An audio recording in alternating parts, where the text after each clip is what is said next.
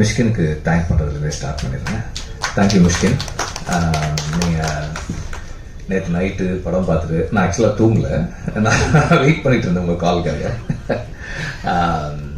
So எனக்கு ஒரு நார்மலாக ஒரு படத்தை மிஷ்கின் பார்த்த உடனே அவர் எப்படி ரெஸ்பாண்ட் பண்ணுவாருன்னு எனக்கு தெரியும். இந்த படம் வந்து அவர் எப்போதும் ரெஸ்பாண்ட் பண்ணதுலேருந்து கொஞ்சம் வேறு மாதிரியான ஒரு ரெஸ்பான்ஸ் இருந்தது அப்படின்ட்டு இன்றைக்கி அவர் பேசுனதும் அதனுடைய எக்ஸ்டென்ஷன் ஆகுது. Thank you very much and thank you for trying to understand the maker of the film and the story everything. Thank you. And நம்மளோட டைரக்டராக இருக்கிறது வந்து ஒரு பெரிய ஃப்ரீடம், ப்ரொடியூசராக இருக்கிறது வந்து பயங்கர ப்ரெஷர். அதுவும் வந்து ரிலீஸ்க்கு 4 நாளைக்கு முன்னாடி ஒரு ப்ரொடியூசரோட ப்ரெஷர், இப்போ கூட அப்துல்லோட தான் பேசிகிட்டு இருந்தேன். இது 4 நாளைக்குள்ள எங்கெங்கே வரணும், எங்கெங்கே வர வைக்கலாம், எந்த இடத்துல வரணும், எப்படி வரணும், வருமா வராதா, இப்படி எல்லா டிஸ்கஷன்ஸும் போயிட்டே தான் இருக்கும், கான்ஸ்டண்ட்டாக போயிட்டே இருக்கும். அண்ட் இந்த படம் தமிழ்நாடு ரிலீஸ் பண்ணுற ரோமியோ பிக்சர்ஸ் அண்ட் எல்லா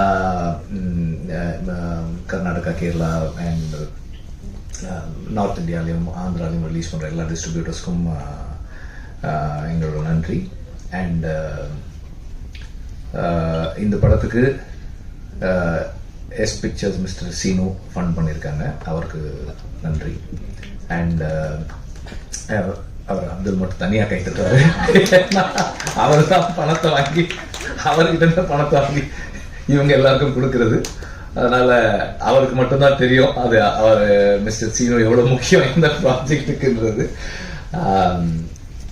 அண்ட் எப்போவுமே வந்து ஒரு படம் நடக்கணும் அப்படின்னா it needs a solid motivated driven film maker, ஒரு பயங்கர மோட்டிவேஷன் இருக்கிற ஒரு ஃபில்ம் மேக்கர் வேணும். அண்ட் வர்ஷா வந்து எப்படி சொல்றது, எல்லாரும் சொன்ன மாதிரி ஒரு ஹைப்பர் மோட்டிவேட்டட். அவங்க நார்மல் மோட்டிவேஷன்லாம் இல்லை, எக்ஸ்ட்ராவாக இருக்கும் மோட்டிவேஷனு. அண்ட் அந்த மோட்டிவேஷனுடைய முதல்ல என்னன்னா, சார் நான் வந்து படம் பண்ணா உங்க கம்பெனியில பண்ணவே மாட்டேன், அதான் ஃபர்ஸ்ட் அவங்களுக்கு. அதுதான் அங்கதான் ஸ்டார்ட் ஆச்சு அது. And it so happened that அவங்க ஒரு ஓடிடி பிளாட்ஃபார்முக்கு அமேசானுக்கு பண்றதா இருந்து, அதுக்கப்புறமா வந்து அவங்க வந்து ஒரு ப்ரொடக்ஷன் ஹவுஸ் இருந்தா உங்களுக்கு ப்ரொடக்ஷன் ஹவுஸ் பேக் பண்ணுவாங்களா இந்த ப்ராஜெக்ட் பண்றதுக்குன்னப்போ தான் ஷீ கேம் அண்ட் செட், நீங்க வந்து ப்ரொடியூஸ் பண்ண வேண்டாம், இந்த மாதிரி இந்த செட்டப்ல பண்ணலாமா? ஓகே, எஸ் ஃபைன், பண்ணலாம், no problem. I would like, என்ன கதை வச்சிருக்க அப்படின்னு சொல்லி கேட்டேன். அப்பதான் நான் கேட்டேன், அப்ப நானும் அப்துல்லும் தான் கேட்டோம். ஷீ டோல்ட், இந்த ஃபர்ஸ்ட் 40 minutes ஸ்கூல் சொன்னப்போ எனக்கு என்ன தோணுச்சுன்னா, நம்ம இவ்வளவு காலம் நிறைய படங்கள் வந்து கமிங் ஆஃப் ஏஜ் ஃபிலிம்ஸ் பார்த்துருக்கோம். நம்ம அழியாத குலங்கள்ல இருந்து, துளோத இளமையிலிருந்து, வெவ்வேறு காலகட்டங்களில் வெவ்வேறு சூழல்களில் நம்ம கமிங் ஆஃப் ஏஜ் ஃபிலிம்ஸ் பார்த்துருக்கோம். அத்தனையுமே வந்து ஒரு ஒரு ஒரு பையனுடைய கமிங் ஆஃப் ஏஜ், ஒரு ஆண் தன்னுடைய 10 பருவங்களில் அவனுக்கு ஏற்படுகின்ற மாற்றங்களை அவன் எப்படி கையாளுறான், அவன் அதை எப்படி எதிர்கொள்றான், சமூகத்தோட தன்னை எப்படி பொருத்தி பார்த்துக்கிறான்றது தான் இருந்தது.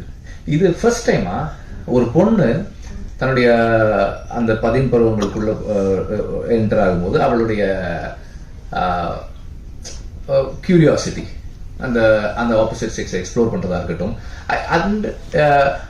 அந்த அந்த 40 minutes வந்து அதோட நிக்கல.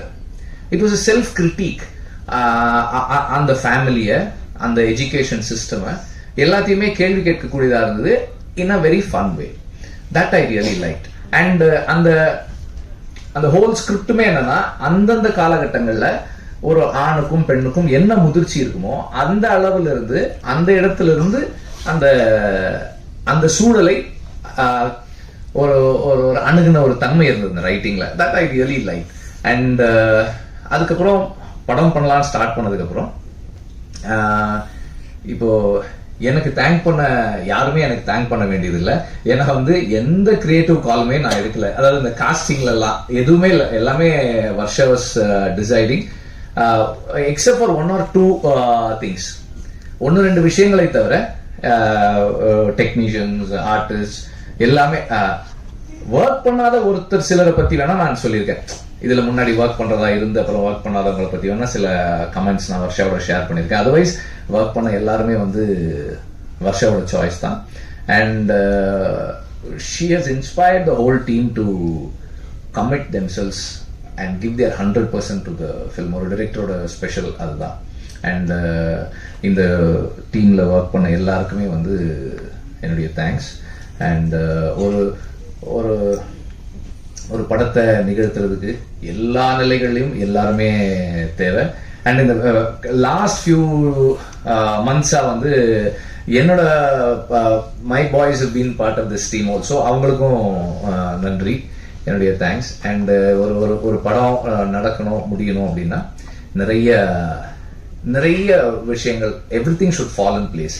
அண்ட் ஒவ்வொரு படத்துக்கும் ஒவ்வொரு விதமான அப்ரோச் இருக்கு, ஒவ்வொரு விதமான ரைட்டிங் இருக்கு, ஒவ்வொரு விதமான மேக்கிங் ஸ்டைல் இருக்கு, ஒவ்வொரு பட்ஜெட் இருக்கு.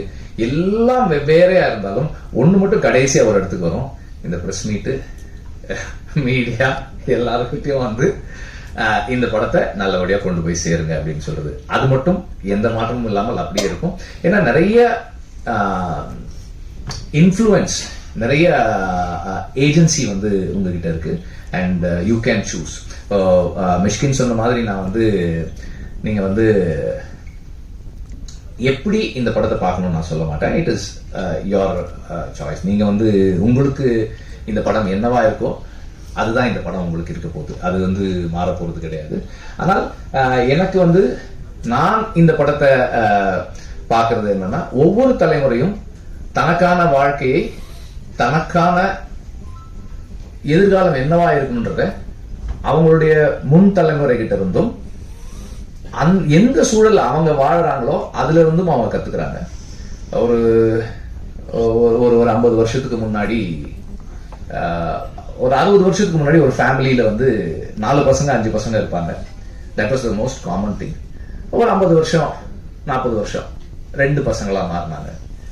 அதுக்கப்புறம் வந்து ஒருத்தரா மாறினாங்க. அந்த ஃபேமிலின்ற அந்த ஃபேப்ரிக் மாறல, ஒவ்வொரு காலகட்டத்துக்கு ஏற்ற மாதிரி ஒவ்வொன்றும் மாறுச்சு. அப்புறம் எங்க அம்மா காலகட்டங்கள்ல வேலைக்கு போக ஆரம்பிச்சாங்க. வேலைக்கு போனாலும் வீட்டில் வந்து எங்க அம்மா தான் சமைக்கணும். எங்க அப்பா வந்து எந்த வேலையும் செய்ய மாட்டார், வேலைக்கு மட்டும் போவார். அம்மா வேலைக்கும் போகணும், வீட்லயும் பார்த்துக்கணும், அப்படி இருந்தது. ஐ திங்க் எங்க ஜென்ரேஷன் வரைக்கும் அப்படிதான் இருக்குன்னு நினைக்கிறேன். அது மாறல. பட் இன்னைக்கு இருக்க ஜென்ரேஷன் மாறி இருக்காங்க. 2 பேரும் வேலைக்கு போனாங்கன்னா வீட்டில் இருக்கிற வேலையும் 2 பேரும் ஷேர் பண்ணிக்கிறாங்க. அவங்க தலைமுறைக்கு ஏற்ற வாழ்க்கையை, அவங்க போன தலைமுறை செஞ்ச தப்புல இருந்தும் அவங்க செஞ்ச கரெக்ட்ல இருந்தும் அந்த வாழற சூழல்ல இருந்தும் அவங்களாவே அதை அண்டர்ஸ்டாண்ட் பண்ணிக்கிறாங்க. இந்த தலைமுறைய வாழ்க்கையை போன தலைமுறை ஜட்ஜ் பண்றதும், இந்த தலைமுறை போன தலைமுறை வாழ்க்கையை ஜட்ஜ் பண்றதும் சரியில்லைன்னு நான் நினைக்கிறேன். அவங்கவுங்க தலைமுறை வாழ்க்கை அவங்கவுங்களுக்கானதுதான். இப்போ இந்த தலைமுறையில இருக்கிற இளைஞர்கள் ரசிக்கிற இசையை நாம வெகுவா ரசிச்சிட முடியாது. நம்ம தலைமுறையில ரசிச்ச இசையை இன்னைக்கு இருக்கிற தலைமுறை வெகுவா ரசிச்சிட முடியாது. ரசிக்கிறவங்க இருக்கலாம், ஆனால் பொதுவாக. அதுபோல ஒவ்வொரு தலைமுறைக்குமான வாழ்க்கை அந்தந்த தலைமுறையுடையது. அதை மற்றவர்கள் ஜட்ஜ் பண்றது சரியா இருக்காதுன்னு நான் நினைக்கிறேன். அவங்களுடைய இடத்துல இருந்து என்ன சொல்ல வர்றாங்கன்றது அண்டர்ஸ்டாண்ட் பண்ணிக்கிறது முக்கியம் நினைக்கிறேன். இப்ப இந்த படத்துல வந்து அம்மாவும் பொண்ணும் இருக்காங்க. அந்த அம்மாவுக்கும் பொண்ணுக்குமான இடைவெளி, அந்த இடைவெளியை அவங்க 2 பேரும் கடக்க முயற்சி பண்றதும், இடைவெளியை கடந்தாங்களா இல்லையான்றதும் தான். அவங்க எந்த ஒரு பாயிண்ட்ல 2 பேரும் ஒருத்தர் புரிஞ்சுக்கிறாங்களோ அல்லது புரிஞ்சுக்க முயற்சி பண்றாங்களோன்றதுதான் இந்த படத்தினுடைய ஒரு ஃபைனர் ஆக்குன்னு நான் நினைக்கிறேன். வெவ்வேறு விஷயங்கள் இருந்தாலும் இதுக்குள்ள ஒரு தாயும் மகளும் ஒருவரை ஒருவர் அவர்களுடைய குறைகளோடு ஏத்துக்கிறது தான் நான் நினைக்கிறேன். அந்த அளவுல நான் பார்க்கிறேன். அண்ட் நடிச்ச ஒவ்வொருத்தருக்கும், டெக்னீஷியன்ஸ் எல்லாருக்கும் தனித்தனியா தேங்க் பண்ணணும். ஆனால் அதுக்கான நேரம் இருக்கான்னு தெரியல. இதுல முக்கியமா ஒரு 2-3 பேர் மட்டும் நான் மென்ஷன் பண்றேன். எல்லா டிஓபிஸ் 3 பேருமே வந்து எனக்கு என்ன ரொம்ப பிடிச்சிருந்ததுன்னா, இந்த டிஓபிஸ் எல்லாரை விட Varsha is young in experience, but everybody gave in their 100% commitment and support to her vision. நான் 2 சந்தர்ப்பங்கள்ல ஷூட்டுக்கு போயிருந்தேன். ஃபர்ஸ்ட் டே நினைக்கிறேன்ல, ஸ்கூல் ஃபர்ஸ்ட் டேயோ செகண்ட் டேயோ ஸ்கூலுக்கு போயிருந்தேன். அந்த காலேஜ் போர்ஷன் ஒன்று இருக்கும்போது நான் போயிருந்தேன்.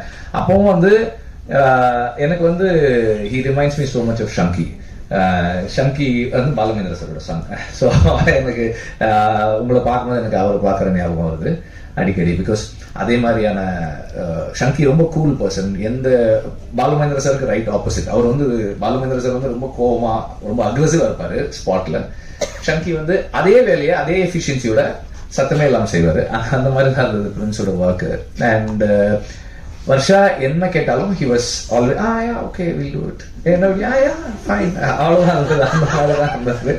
ஸோ அண்ட் அந்த அந்த 30s வந்து நான் போகல, செட்டுக்கு போகல. But anybody all of them ஒரு டைரக்டருக்கு எப்படி சப்போர்ட் பண்ணணுமோ அப்படி அந்த அந்த அந்த ஸ்கிரிப்டுக்கும் டைரக்டருக்கும் எக்ஸ்டென்ஷனா இருந்தாங்க. And all the boys in the film, like பாய்ஸ்னா 3 பசங்க, 3 பேருமே வந்து they had played the roles well.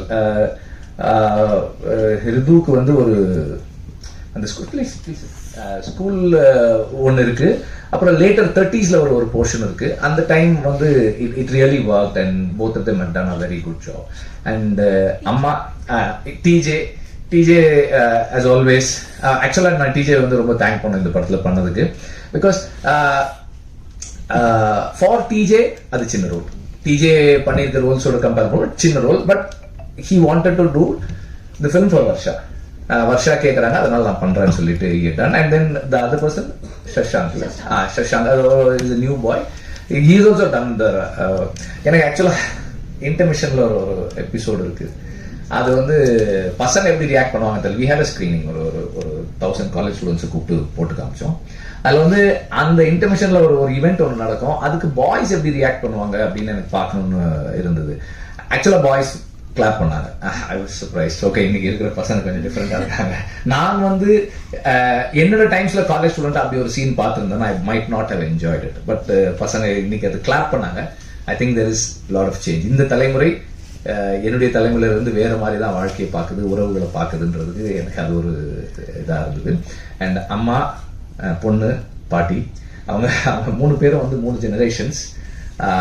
There is a scene where அம்மா வந்து பொண்ணை ஒரு விஷயத்துக்காக கேவலமா பார்ப்பாங்க. பாட்டி வேறொரு விஷயத்துக்காக அம்மாவை கேவலமா பார்ப்பாங்க.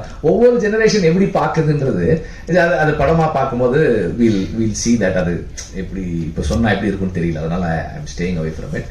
And all of them would have done it with such conviction. And எனக்கு வந்து உண்மையிலேயே வந்து அவங்க 3 பேரும் வந்து ஒரு ஒரு அம்மா, பொண்ணு, பாட்டி அப்படிதான் இருந்தது. And especially the mother and daughter thing எங்க வீட்லயும் நடக்கும். அது எங்க அம்மாவும் அக்காவும் வந்து சண்டை போட்டுக்குவாங்க. நமக்கு பார்க்கும்போது எப்படி இருக்கும்னா, ஐயோ இவ்வளவு சண்டை போட்டுக்கிறாங்களே, இனிமே வாழ்க்கையில இவங்க பேசிக்கவே மாட்டாங்க போட்டுருக்க, இவ்வளவு சண்டை போடுறாங்களே அப்படின்னு இருக்கும். அப்புறம் ஒரு 2 நாள் கழிச்சு அதே போன் கான்வர்சேஷன் ரொம்ப நார்மலா எதுவுமே நடக்காத மாதிரி இருக்கும். நம்ம எல்லாம் இப்படி சண்டை போட்டோம்னா நார்மல்சிக்கு வர்றதுக்கே ஒரு 2 மாசம் 3 மாசம் ஆயிடுமே அப்படின்ற மாதிரி இருக்கும். ஆனால் அந்த அந்த அந்த how a mother and daughter can shift between extremes, அது வந்து இதுல ரொம்ப நல்லா இருந்தது. அதாவது not just the writing, the way they had carried themselves, and also அந்த ஒரு சின்ன விசினிட்டிக்குள்ள ஒரு வீட்டுக்குள்ள நடக்கிறது வெளியே தெரிஞ்சிடக்கூடாதுன்றதுக்கும், பொண்ணு ஸ்கூல்ல ஒண்ணு பண்ணிட்டா அது வீட்டுல ஹஸ்பண்டுக்கோ இல்ல மாமியாருக்கோ இல்ல மத்த யாருக்கோ தெரிஞ்சிடக்கூடாதுன்றதுக்காக அந்த அம்மா எவ்வளவு ப்ரொடெக்டிவா இருக்காங்க. அண்ட் அம்மா அவ்வளவு ப்ரொடெக்டிவா இருக்கும்போது பொண்ணு எப்படி அக்ரெசிவா அதை அண்டர்ஸ்டாண்ட் பண்ணிக்கிறா. அந்த ட்ரெய்லர்ல ஒரு இது இருக்கும், இனிமே நான் உனக்கு பிடிச்சது எது உனக்கு பிடிக்காததெல்லாம் வேணும்னு பண்ணுவேன், எனக்கு பிடிச்சது மட்டும் பண்ணும். அது எதுக்குன்னா அம்மா வந்து அவங்கள ப்ரொடெக்ட் பண்ண ட்ரை பண்ணதுக்கான ரெஸ்பான்ஸ் எல்லாம் அது இருக்கும். ஸோ அந்த மாதிரி இந்த equation between the mother and daughter 2 பேருமே ரொம்ப நல்லா பண்ணியிருந்தாங்க. அண்ட் பாட்டி வந்து ஷீ இஸ் வெரி நேச்சுரல். அவங்க வந்து she was very natural. And காலேஜ்ல நம்ம பார்க்குற பாய்ஸ் அண்ட் கேர்ள்ஸ் வந்து they were not the usual kind of people we see in films. ரெகுலரா நம்ம சினிமாவில் பார்க்குற காலேஜ் ஸ்டூடெண்ட்ஸா இல்லை, வெவ்வேறு விதமா இருந்தாங்க. And inclusiveness of at all levels எல்லாமே இருந்தது. அண்ட் எனக்கு உண்மையிலே படத்துல ரொம்ப பிடிச்சிருந்தது, ஒரு டாக்டர் ஒருத்தவங்க வருவாங்க அந்த காலேஜ் எபிசோட்ல. ஒரு டாக்டர் வருவாங்க. அந்த டாக்டரோட காஸ்டிங், அவங்கள நம்ம நார்மலா வந்து அப்படிப்பட்ட ஒருத்தங்களை வந்து நம்ம டாக்டர்னு காஸ்ட் பண்றதுக்கு யோசிப்போம். ஸோ ஒரு டைப் காஸ்ட் ஒன்று இருக்கும். ஒரு டாக்டர்னா இப்படி இருக்கணும், ஒரு ஒரு ஒரு இன்னொரு வேலை செய்யறவங்கன்னா ஒரு மாதிரி இருக்கணும் அப்படின்னு ஏதோ சில டைப் காஸ்ட் இருக்கும். அதெல்லாம் பிரேக் பண்ண ட்ரை பண்ணது ரொம்ப நல்லா இருந்தது. அந்த டாக்டர் உடைய காஸ்டிங் வந்து இந்த படத்துல எனக்கு ரொம்ப ரொம்ப பிடிச்சிருந்தது. இந்த மாதிரி நிறைய விஷயங்கள் இந்த படத்துக்குள்ள இருக்கு. இன்னும் நிறைய அண்ட் எடிட்டிங் வந்து first it starts happening in the writing and then it happens while shooting and then it happens in the table. And டேபிள்ல எடிட் நடக்குதுன்னும் போது எடிட்டர், டைரக்டர், அப்புறம் இவங்க 2 பேர் கிரியேட்டிவா ஏதாவது ஒன்று ஒர்க் பண்ணாங்கன்னா அதுக்கப்புறம் வெளியே இந்த எக்ஸ்டர்னல் ஃபேக்டர்ஸ், ப்ரொடியூசர்ஸ், டைரக்டரோட ஃப்ரெண்ட்ஸ், எடிட்டரோட ஃப்ரெண்ட்ஸ், கருத்து சொல்றவங்க, நடிகர்கள். இங்க அந்த ப்ராப்ளம் இருக்காதுன்னு நினைக்கிறேன். பட் ஜென்ரலா எல்லாருமே சொல்லுவோம், ஒன்னொன்னா ஒரு இன்புட்டை வாங்கி ஒன்னொன்னா சேர்த்து ஃபைனலா ஒரு படமா ஒன்று வந்து எடுத்துட்டு வந்து சேர்க்கும் போது that is what we see. இப்போ இந்த படத்தை பொறுத்த வரைக்கும் the edit is very special because இது வந்து நான் முதல் தடவை அந்த ஃபர்ஸ்ட் அவங்க எனக்கு காட்டினதுல இருந்து நான் ஃபீல் பண்றது அதுதான். இந்த edit is very new age approach to film editing. Regular edit pattern இல்லாம it's a very new age approach to film. இந்த படத்தை ஒரு படத்தை ஒரு சீனை இந்த ஸ்பேஸ்ல பார்க்கணும் அல்லது இந்த பேசிங்ல வைக்கணும்ன்றதெல்லாம் மீறி ஓவராலா ஒரு சீன்றது இல்லாம ஒரு சீக்வன்ஸா ஒரு ஃபில்மா என்ன எமோஷன் கன்வே பண்ணணுமோ அதை கொண்டு வந்து சேர்க்கறதுக்கு இந்த எடிட் யூஸ் பண்ணிருக்காங்க. ஒரு நரேட்டிவ் டூலா எடிட்டை யூஸ் பண்ணிருக்காங்க. எல்லாருமே அதுதான் பண்றோம். பட் ஒரு சீனா அல்லது ஒரு சீக்வன்ஸ் ஆஃப் ஷார்ட்ஸா இல்லாம ஒரு ஹோலிஸ்டிக்கா ஒரு இமோஷனை கன்வே பண்றதுக்கு அதை யூஸ் பண்ணிருக்காங்க, which is a very interesting thing. And music, நான் வந்து அமித் திரிவேதியோட ஒரு தடவை கூட இன்னும் பேசினது கூட கிடையாது. அனுராக் வந்து படம் காமிச்சேன் நான் விடுதலை ஷூட்ல இருந்தப்போ. என்ன நடந்துட்டு இருக்கு, அவரும் வந்து இந்த படத்தை ஆரம்பத்துல ப்ரொடியூஸ் பண்றதுக்கு பேசணும், அப்புறம் பண்ண முடியல. என்ன நடந்திருக்கு, அந்த படம் என்ன ஆயிட்டு இருக்கு அப்படின்னாரு. நான் விமியோ லிங்க் இருக்கு நீங்க பாக்குறீங்களான்னு சொன்னேன். ஃபர்ஸ்ட் ஹாஃப் காமிச்சேன். நான் வந்து அந்த ஃபைட் சீக்வன்ஸ் எடிட் பண்ணிட்டு இருந்தேன். பக்கத்துல பார்த்துட்டு டவால் ஓவர் கொடுத்தாரு. இதுதான் படம், எனக்கு ரொம்ப பிடிச்சிருக்கு, இது செகண்ட் ஹாஃப் நான் பார்க்கணும், இருக்கேன். This is a musical film. இதுக்கு வந்து அமித் மியூசிக் பண்ணா சூப்பரா இருக்கும். யார் பண்ண போறது இல்ல, சந்தோஷ் பேசிட்டு இருக்கோம், இன்னும் எதுவும் ஃபைனலைஸ் பண்ணல. இல்ல இது அமித் பண்ணா சூப்பரா இருக்கும், இருங்க நான் சொல்றேன். அப்போ சந்தோஷ் நாராயணோட பேசியிருந்தோம். பட் அவங்களுக்கு அந்த பெரிய படங்கள் கமிட்மெண்ட் இருந்தது. அதனால வந்து எப்போ என்னன்னு ஒரு கிளாரிட்டி இல்லாம இருந்ததால அமித் நான் இப்ப பேசுறேன், 7ஆம் தேதி பேசினாரு, அது எந்த மந்த் மறந்துச்சு, 7th பேசினாரு. 11th வந்து வர்ஷா பாம்பே போய் அவரை மீட் பண்ணி அங்க இருந்து கடகடன் டியூன்ஸ் எல்லாம் வந்தது, எல்லாமே முடிச்சாங்க. ஸோ அனுராகுடைய பேஷன் ஃபார் பேட் கேர்ள், அவருடைய கன்விக்ஷன், அவருக்கு இந்த படத்து மேல இருக்கிற பிலீஃப் அண்ட் ஹை ஹோப்ஸ் ரொம்ப சர்ப்ரைசிங்கா இருக்கும். ஏன்னா வந்து நான் அப்படியா அந்த அளவுக்கு இருக்கா ஓகே அப்படின்ற மாதிரி இருக்கும் அவருடைய excitement about this film. So அவருக்கும் இந்த நேரத்தில் நான் நன்றி தெரிவிச்சுக்கிறேன். அண்ட் இன்னும் நிறைய ஆட்கள் இருக்காங்க, யாராவது விட்டோமா? So as I said in the beginning, ப்ரொடியூசரா இருக்கிறது வந்து ரொம்ப டாக்ஸிங்கான வேலை. டைரக்டர் வந்து ஜாலி, கிரியேட்டிவாக நம்ம இருப்போம், நம்ம ஒரு ப்ரொடியூசரை கேட்போம், அது வந்துடும் முடிஞ்சிடும் அவ்வளோதான். அண்ட் அதில் உண்மையே ஒரு பெரிய இது, நம்ம வேலையை மட்டும் நம்ம செய்யணும் அவ்வளோதான். இது ஒரு ப்ரொடியூசராக இருந்தால்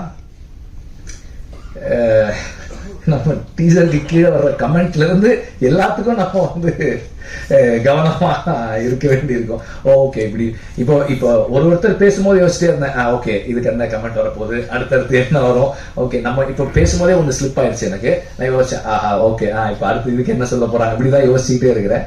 ஏன்னா இது எல்லாமே நேரடியா படத்துடைய வணிகத்தை பாதிக்கும் அப்படின்னும் போது அது ஒரு ப்ரொடியூசரா வந்து ஒரு பெரிய ப்ரெஷரா மாறுது. மிஷ்கினும் நானும் சில விஷயங்கள் பேசிட்டு இருந்தோம் கொஞ்ச நாளைக்கு முன்னாடி. அப்போ அது இதெல்லாம் நிறைய விஷயங்கள் சம்மந்தப்பட்டிருக்கு. அண்ட் ஏற்கனவே ஒரு படம் கோர்ட்ல இருக்கு, வந்துருச்சு, கோர்ட்ல இருந்து ஆர்டர் கொடுத்துருக்காங்க. அடுத்து என்ன நடக்க போகுதுன்னு. மனுஷி தான். அண்ட் இந்த படமும் வந்து பேக்ரவுண்டில் ரிவைசிங் கமிட்டியில் போய் UA 16+ சர்டிஃபிகேட் வாங்கியிருக்கோம். It's UA. படத்தோட டீசர் பார்த்துட்டு கொஞ்சம் ஹைப்பர் சென்சிட்டிவாக சில கமெண்ட்ஸ் அண்ட் சில அசம்ஷன்ஸ் இருந்தது. பட் படம் அந்த மாதிரியானதா இல்லை. படங்களை தணிக்கை குழு தான் வந்து எந்த படத்தை யார் பார்க்கலாம், எந்த அளவில் பார்க்கலாம்னு தீர்மானிக்கிற அமைப்பு. அந்த அமைப்பு UA 16+ கொடுத்துருக்காங்க இந்த படத்துக்கு. அண்ட் இதுக்கு முன்னாடி ப்ரொடியூஸ் பண்ண மனுஷி ஒரு sensor screening and 2 revising committee screening கோர்ட்டுக்கு போய் இப்போ வந்திருக்கு. ஸோ ப்ரொடியூசராக இருக்கிறது வந்து பெரிய சேலஞ்சாக இருக்குது நம்மள மாதிரி ஆட்களுக்கு. பெரிய ப்ரொடியூசர்ஸ் கிடையாது, சின்ன ப்ரொடியூசர்ஸ், அங்கங்கே கொஞ்சம் கடன் வாங்கி எப்படி படம் எடுக்கிற ஆட்கள், நம்ம ஃபைனான்ஸ் வாங்கி படம் எடுக்கிறவங்க. So it's a very big challenge. அதனால வந்து என்ன யோசிச்சிருக்கோம்னா, பேட் கேர்ள் தான் வந்து கிராஸ்ரூட் ஃபிலிம் கம்பெனியுடைய கடைசி படமாக இருக்கும். அதுக்கப்புறம் கிராஸ்ரூட் ஃபிலிம் கம்பெனி கடையை சாத்துறோம். அது தேங்க்யூ சார். ஒரே ஒரு 16% வந்து நீங்க இல்ல சார், அது வந்து யாராலும் பார்க்கலாம். இட் இஸ் நாட் கண்டிப்பா மேண்டேட்டரி 16+ தான் பார்க்கணும். இல்ல அவங்க பேரண்டோட போய் பார்க்கலாமே, 5 வயசு குழந்தை கூட போய் பார்க்கலாம். அது நல்லா நோட் பண்ணிக்கோ, உங்களுக்கு தெரிஞ்சுக்கும். CBSE ஆக்ட் பிரகாரமா 5 வயசு குழந்தை கூட அவங்க பேரண்டோட கைடு கார்டியனோட போய் பார்க்கலாம் சார். இதுதான் CBSE சொல்றதுனால நீங்க பயப்பட வேண்டிய அவசியமே கிடையாது. 16+னாலும் 16+ மேல போகணுன்றதே கிடையாது சார். 5 இயர்ஸ் குழந்தைய கூட, ஏன்னா நான் இது வந்து ரைட்டிங்ல வாங்கினேன் CBSE கேட்டு, 5 இயர்ஸ் குழந்தைய கூட அவங்க பேரண்ட் ஒரு guardian can take the side if they don't have an objection.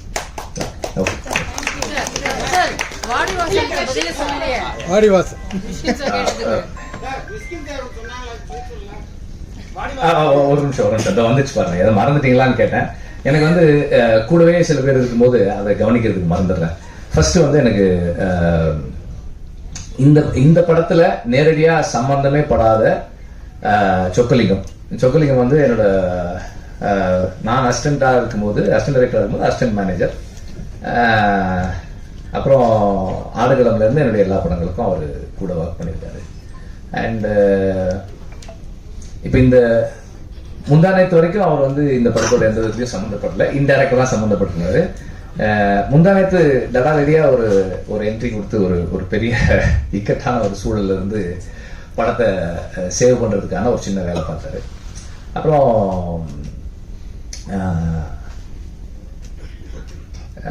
Manikandan தான் வந்து நாங்கள் வந்து மணி இப்போ எழுதி கொடுக்கும்போது RS மணி அப்படின்னு தான். என்னன்னா RS என்டர்டெயின்மென்ட்டுடைய கோ ப்ரொடியூசர் மணி, ரேகாவுடைய இணையர். அவர் தான் வந்து விடுதலை பட அசுரன் டைம்ல இருந்து எனக்கு கொஞ்சம் பழக்கம். அப்புறம் விடுதலையில தொடர்ந்து ஒர்க் பண்ணியிருக்கோம். இப்போ இந்த படம் வந்து அந்த ஆடியோ லான்ச்ல இருந்து ரேகா வந்து இந்த படத்தோட PRO. இந்த படம் வந்து எல்லாமே பெண்களா இருக்கணும்னு வர்ஷாவோட ரிக்குவயர்மெண்ட், அது ப்ரீ ரெக்வெஸ்ட். அதுல 1-2 பேர் கொஞ்சம் அப்படி மாறி வந்துட்டாங்க. ஸோ அதனால ரேகா வந்து முதல் முறையா இந்த படத்துல தனியா PRO-வா பண்றாங்க. ஸோ மணி வந்து எல்லாமே வந்து கூட இருந்து இந்த ஆடியோ லான்ச் பிளான் பண்றதுல இருந்து இந்த படத்துக்கு பிஸ்னஸ் பண்றது வரைக்கும், டிஸ்ட்ரிபியூட்டர்ஸ் கிட்ட பேசி பணம் வாங்குறது வரைக்கும் எல்லாமும் வந்து அவர் தான் பண்ணியிருக்காரு. அப்புறம் ஒரு கார்னிவல் ஒன்று பிளான் பண்ணோம், பேட் கேர்ள் கார்னிவல்னு. 2 நாளைக்கு முன்னாடி கமலா தியேட்டரில் ஒரு 1000 காலேஜ் ஸ்டூடெண்ட்ஸ் கூப்பிட்டு ஸ்க்ரீன் பண்ணோம். அதுக்கும் நிறைய ஒர்க் பண்ணியிருக்காரு. அப்புறம்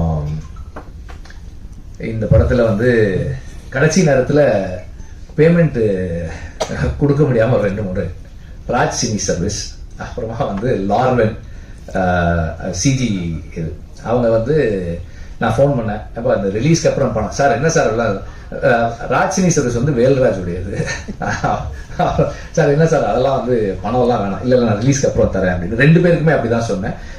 அவங்க வந்து they got offended because I called them to speak about it. அவங்களுக்கும் தேங்க் பண்ணோம். அப்புறம் அப்துலுக்கு தனியாக நான் எதுவும் சொல்லலை, தேங்க் பண்ணல இந்த படத்துல. அவர் வந்து பேங்கிங்ல வந்து 25 இயர்ஸா இருந்தாரு. சரி நம்ம ஏதாவது புதுசா பண்ணலாம், அவர் அதுல இருந்து இழுத்துட்டு வந்து இங்க உட்கார வச்சிருக்கேன். அவரும் இப்பதான் கத்துக்கிட்டு இருக்காரு, கொஞ்சம் கொஞ்சமா ஒர்க் பண்ணிட்டு இருக்காரு. I thank him also for that. And இப்போ மிஷ்கினுடைய இது நான் வந்து we are working on it.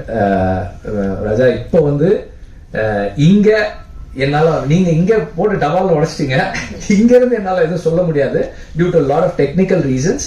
லாட்ல couple of technical ரீசன்ஸால இங்க எதுவும் சொல்ல முடியாது. நான் அங்க வந்து உட்கார்ந்து உங்ககிட்ட சொல்றேன். இன்னும் ஒரு 10 நாளைக்குள்ள I'll give an update. Thank you.